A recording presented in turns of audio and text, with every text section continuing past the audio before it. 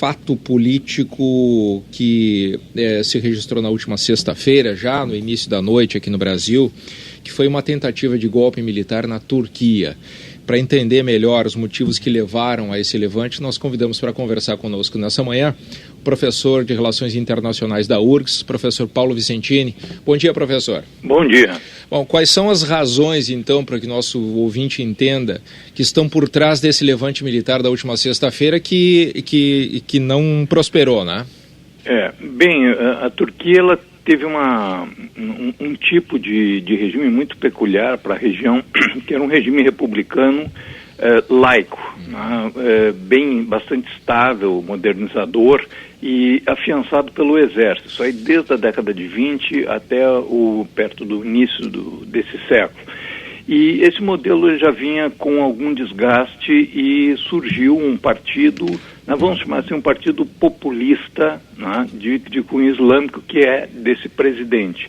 E ele tenta fazer algum tipo de islamização do país como uma forma de legitimidade, vamos dizer assim, ele mexe com essa questão e para se manter no poder, ele teve que, vamos dizer assim, utilizar de instrumentos muito arbitrários. As eleições lá são extremamente tensas, as pessoas são presas antes das eleições e assim ele conseguiu assegurar uma maioria no Congresso.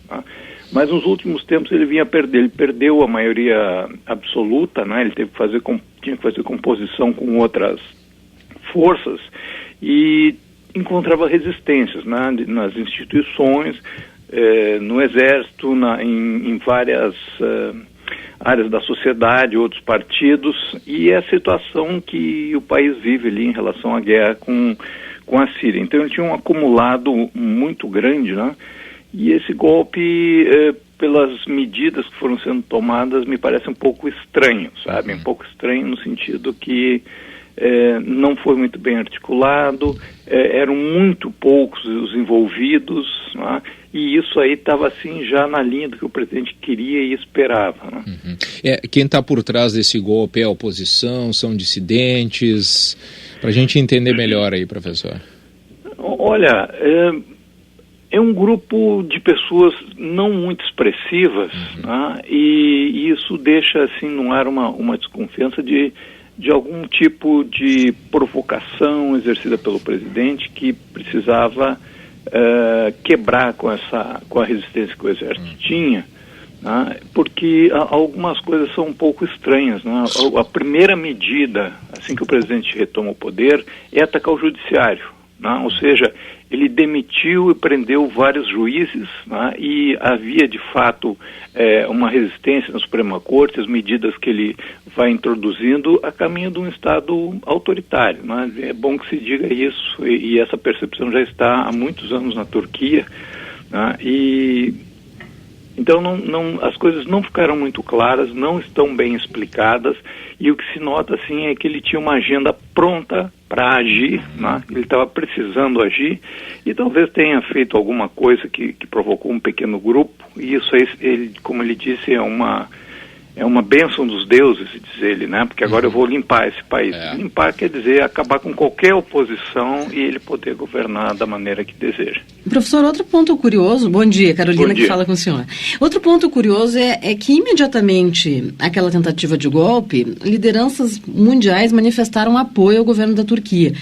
E veio uma resposta também de dentro do governo, levantando dúvidas a respeito até da participação dos Estados Unidos naquela tentativa de golpe. Que reação é essa do governo da Turquia ao governo americano? Também parece estranho, não é? Ou não? É estranho, e esse senhor Erdogan, ele é extremamente inteligente, mas ele é truculento e corajoso até o nível da irresponsabilidade. Por exemplo, é sabido que eles tiveram participação nesse fluxo de refugiados para a Europa, para criar situações para a Alemanha, para definir a situação da entrada ou não da Turquia na União Europeia, o caso da Síria a se resolver, enfim.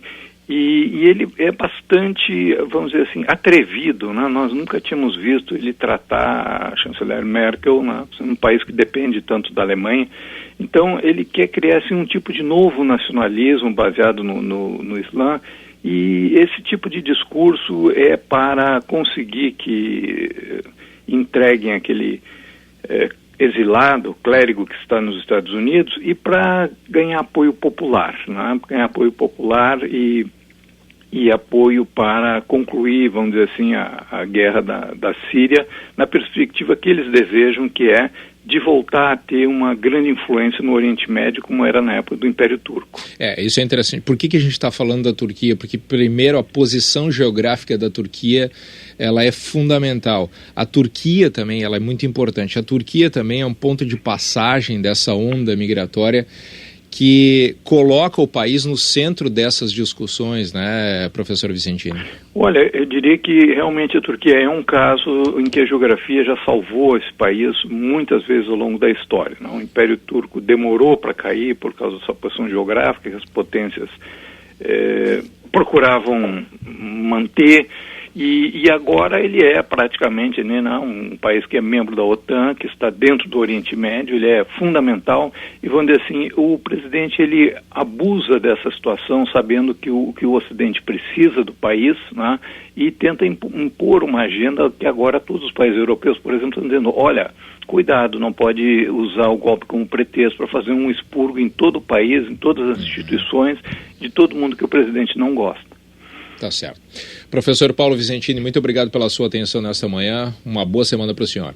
Muito obrigado, bom dia. Professor de Relações Internacionais da Universidade Federal do Rio Grande do Sul. São 8h32, dessa forma a gente está entendendo um pouquinho melhor o que motivou esse golpe num país onde a política é tão complexa e tão peculiar, Carolina Bahia. E parece que só está começando na escola, porque hoje tem toda uma movimentação, durante o final de semana, e hoje toda uma movimentação de retaliação do governo turco, aquela tentativa de golpe, essas relações internacionais que ainda vão dar muito o que falar, uma reunião com o governo russo, e sabe o que me chamou a atenção, a escola, o professor descreveu, né, a liderança turca, inteligente, truculento ao nível da irresponsabilidade.